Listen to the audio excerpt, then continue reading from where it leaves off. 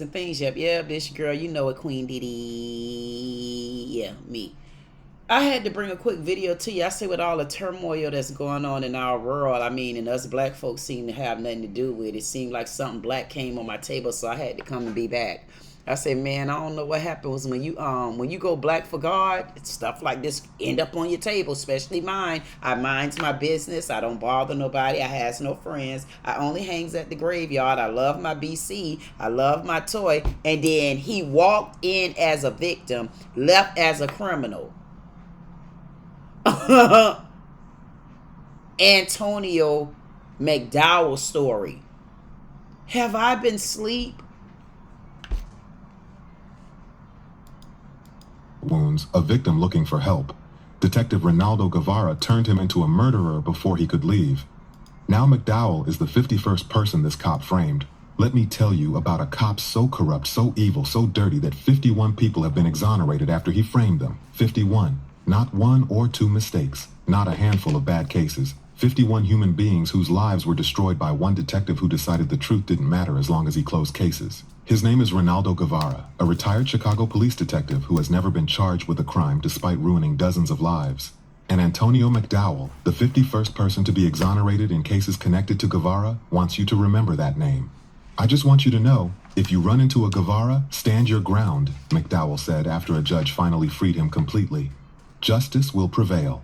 It took 28 years for justice to prevail in Antonio McDowell's case. Everyone should know that if you run into a Guevara, stand your ground, because justice will prevail. One word 49-year-old Antonio McDowell is using to explain how he feels standing outside the Cook County Courthouse. Blessed.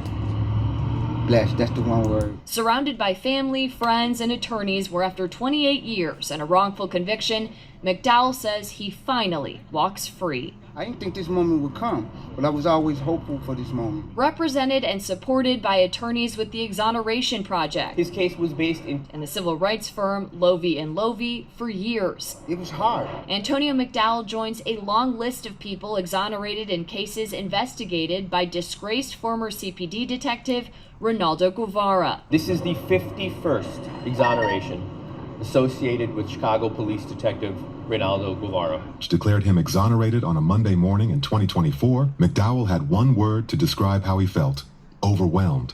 But let me tell you how this nightmare started, because it's the kind of story that makes you question everything about policing in America. It's July 1997 in Chicago. Antonio McDowell gets shot. He's bleeding. He's in pain. He's a victim of a violent crime. So he does what we're all told to do when we need help. He goes to the police. He walks into CPD's Grand Central Area headquarters at 5555 West Grand Avenue, looking for assistance, looking for someone to investigate who shot him, looking for justice. He never left as a free man. While Antonio McDowell was at that station, bleeding from gunshot wounds, Detective Reynaldo Guevara saw an opportunity. Guevara was investigating a murder from 7 months earlier. A man named Mario Castro had been shot and killed in his backyard. Half an hour before that murder, a woman had her car stolen at gunpoint in a nearby alley. Authorities believed the crimes were connected, that the shooter used the carjacked vehicle as a getaway car. Guevara had a suspect in mind, so he tried to get McDowell to falsely identify Guevara's chosen suspect in the shooting. Think about that. McDowell is the victim of a crime, and instead of investigating who shot him, Guevara tries to pressure him into lying about a different case entirely. But Antonio McDowell refused. He wouldn't falsely identify someone for a crime they didn't commit. He tried to do the right thing, and that's when Detective Reynaldo Guevara decided to destroy his life. Within hours, McDowell went from being a victim of a shooting to being framed as the perpetrator in Mario Castro's murder. Within hours. There was no evidence connecting McDowell to the Castro murder. There were no witnesses who could place him at the scene. There was nothing except Detective Guevara's decision that Antonio McDowell was going to take the fall for this crime. Guevara had a practice, a method, a system of corruption that he used over and over again. He would taint lineups by manipulating witnesses into false identifications. He'd coerce people into false confessions. He'd fabricate evidence and testimony. And that's exactly what he did to Antonio McDowell. Using a photo array and lineup identifications that were completely manufactured, Guevara pinned the murder and carjacking on McDowell, and it worked. Antonio McDowell got convicted and sentenced to 103 years in prison. 103 years for a crime he didn't commit, for a murder he had nothing to do with, all because he refused to lie for a corrupt cop. Antonio McDowell's attorney, Anand Swaminathan, said it perfectly. That was Antonio McDowell's crime. Trying to do the right thing. It's sick. It is sick. It's beyond sick. It's evil. Antonio McDowell did exactly what society tells us to do. He went to the police when he was a victim. He refused to falsely accuse someone. He tried to be honest, and the system punished him with 103 years in prison. McDowell served 23 years before Illinois Governor J.B. Pritzker granted him clemency in 2020, 23 years. That's more than 2 decades of his life stolen because a detective decided framing an innocent man was easier than doing actual police work. But clemency isn't exoneration. Clemency means you get out of prison, but you're not cleared. The conviction still stands. You're still labeled a criminal. So even though McDowell got out in 2020, he wasn't free. Not really. Not until a judge could officially say he was innocent. That's when the Exoneration Project and the civil rights law firm Lovey & Lovey stepped in.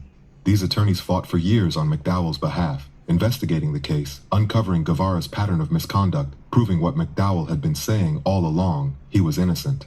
In 2023, the office of then Cook County State's Attorney Kim Foxx did something that should have been done decades earlier.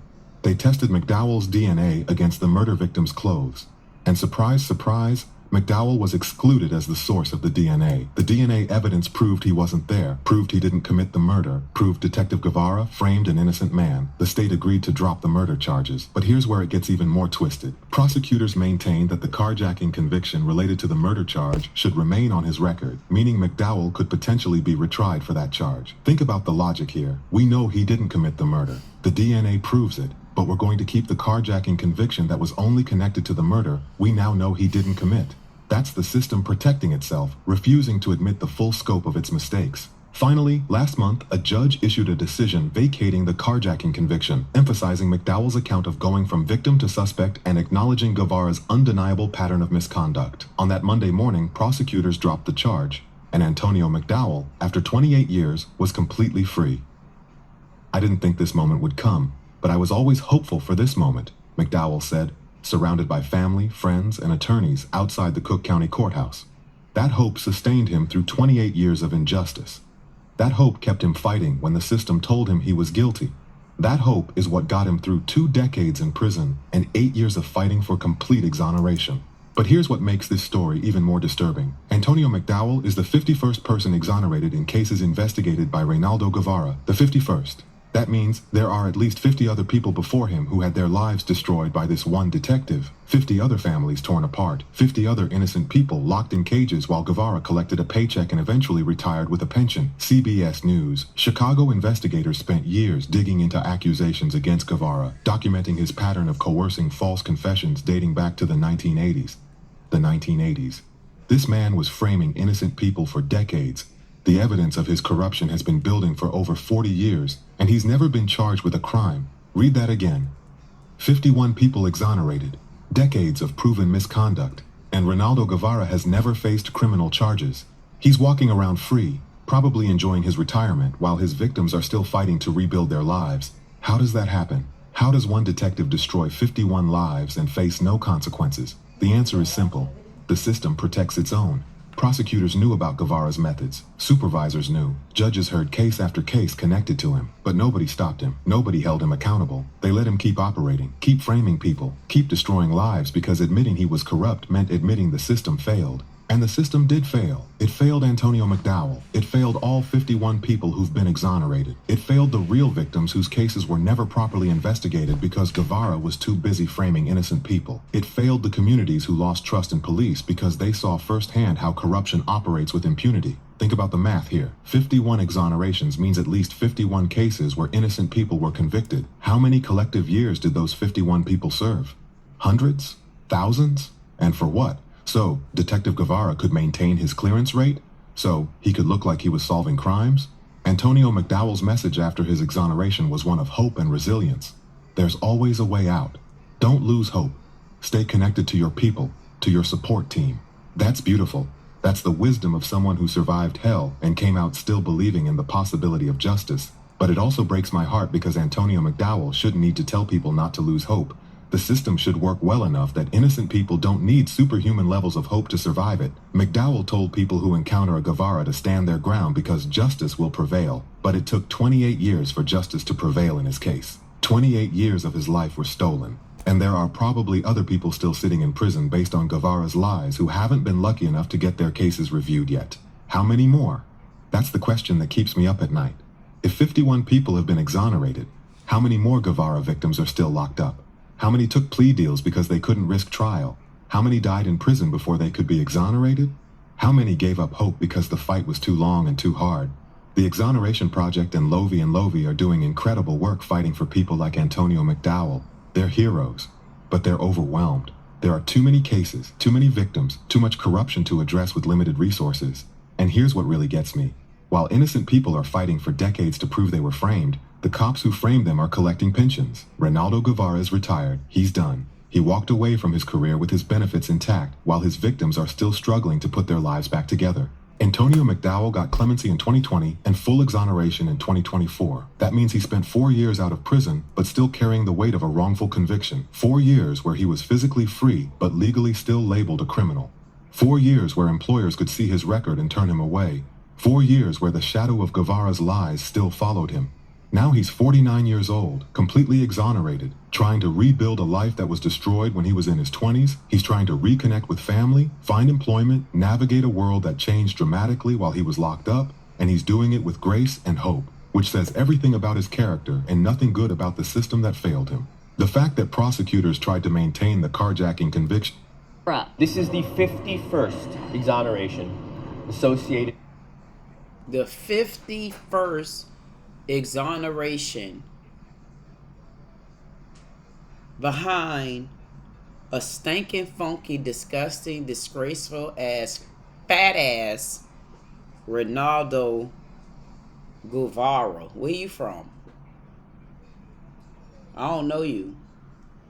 Matter of fact, we don't know you. We want to know how you got there. Like I want to know, like, how do y'all get away with so many crimes where a judge, a state attorney, a district attorney, lawyers, public defenders, like, how none of y'all paid attention that this man had this many cases being exonerated and nobody decided to step in. But they did say that CBS News dug up some corruption. But I guess if it was black minority, or what y'all call them, white trailer trash, if it was them or those sorts that resembled anything to black, I guess y'all just dog pound them.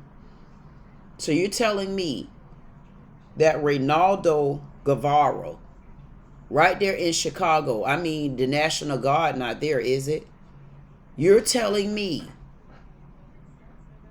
that whoever Reynaldo Guevara is, or Barra, stink ass,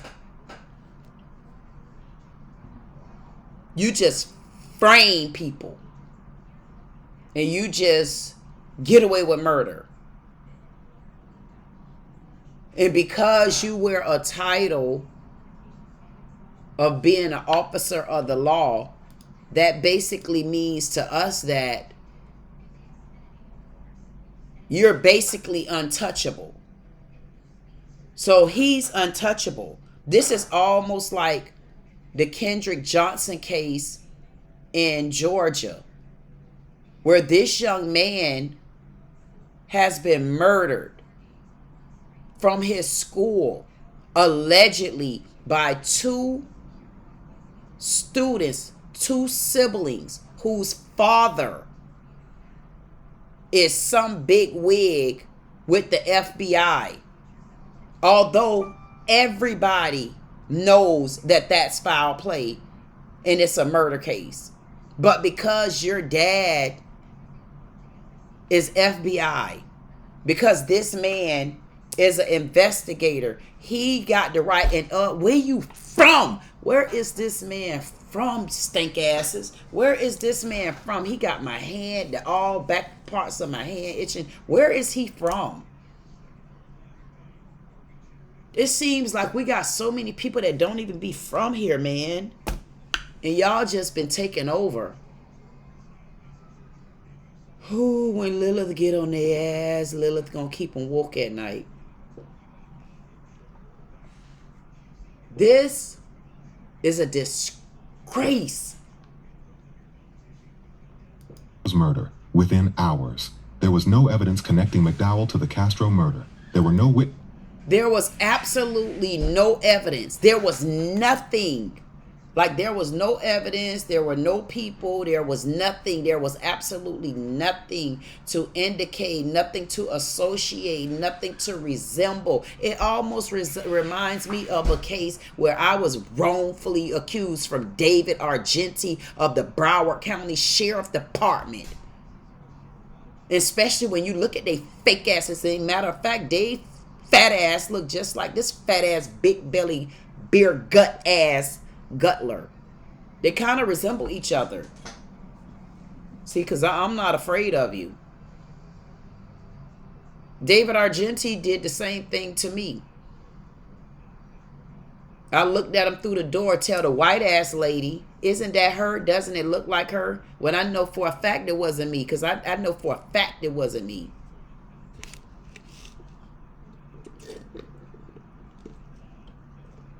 And when you could prove things, you could prove it.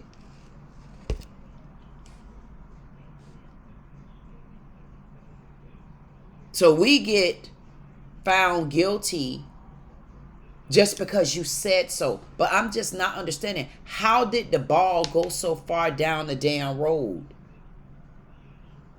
A whole jury found this man guilty with no evidence? A judge sat back and watched this?